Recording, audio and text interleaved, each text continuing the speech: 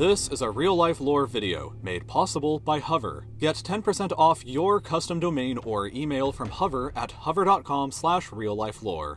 Switzerland is a tiny landlocked country surrounded by France, Germany, Italy, and Austria. If you've ever looked at a map of the European Union, you'll notice an awkward blob in the middle which doesn't belong to it, and that blob is Switzerland. Switzerland is famously neutral, and in addition to not being a part of the EU, it's also not a member of NATO, and it didn't even join the United Nations until pretty recently in 2002. In fact, Switzerland is so neutral that it hasn't fought a single war in over 200 years, the last one being against Napoleon in 1815. All of this is despite the fact that Switzerland is in the middle of Europe and surrounded by historically more aggressive countries. So why is it that Switzerland has been such a stable and safe place for centuries? The answer lies in understanding the geography of Switzerland. The country can really be divided into three separate parts. In the south are the Swiss Alps, a gigantic mountain range that covers most of Switzerland's territory and separates it from Italy and Austria.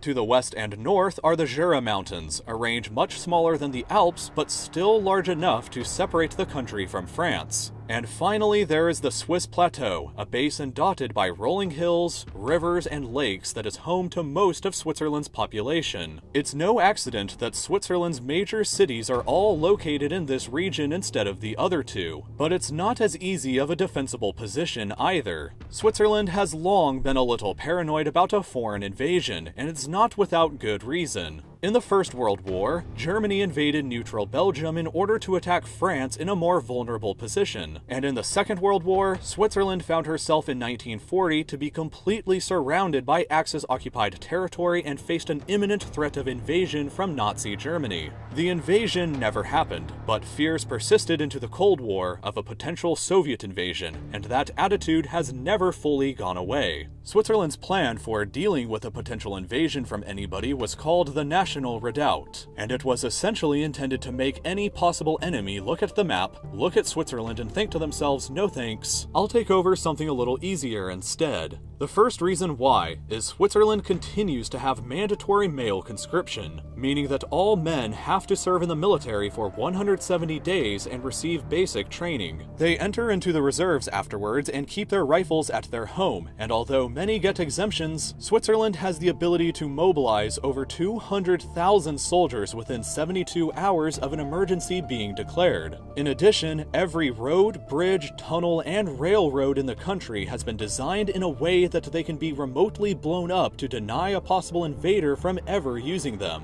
There are over 3,000 of these points that can be blown up inside of the country, including entire mountainsides that can be detonated to cause a landslide to block off entire roads. In addition to all of this, the modern Swiss military strategy has always been to abandon the plateau and the city centers and retreat almost the entire military into the Alpine region. Here, high in the mountains, the Swiss have built over 26,000 bunkers and fortified positions ranging from anti-tank guns, anti-air guns, or machine gun nests. They are camouflaged like this anti-tank gun that looks like a rock, or this barn that's actually a machine gun nest on the left and an anti-tank gun on the right. And both of these are connected by a tunnel underground. There are camouflage positions like these all over the Alpine region of Switzerland, which means that the entire country is basically one big booby trap, an impregnable castle in the center of Europe.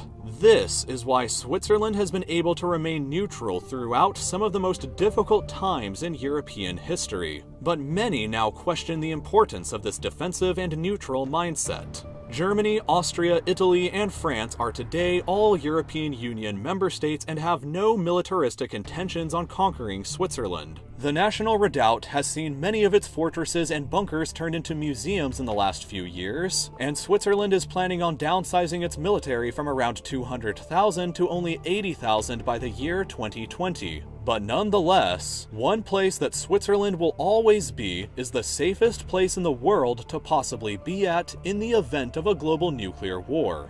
This is because Switzerland is the only country in the world to have enough nuclear fallout shelters to house their entire population. In fact, Switzerland has enough fallout shelters to house 114% of their population, meaning that even in the event of a large refugee influx, the country would still have enough shelters to fit everybody inside of them. All residential buildings inside of the country built after 1978 are mandated by law to contain a nuclear shelter capable of surviving a 12 megaton blast from a distance of 700 meters away. As of 2006, there are over 8.6 million fallout shelters located throughout the country, ranging in sizes like this in a normal house, up to gigantic public shelters built inside of tunnels that can house over 2,000 people for over 4 months. In the event of a nuclear attack on Switzerland, it is possible that the entire population of the country could retreat to their bunkers and continue fighting off any invader after the bombs have exploded. Not even nuclear weapons can conquer the fortress of Switzerland, and it has been said before that in the event of a global nuclear war, the only survivors would be the heads of state of a few countries, cockroaches, and 8.4 million Swiss citizens. If a nuclear war ever does happen, then the Swiss have enough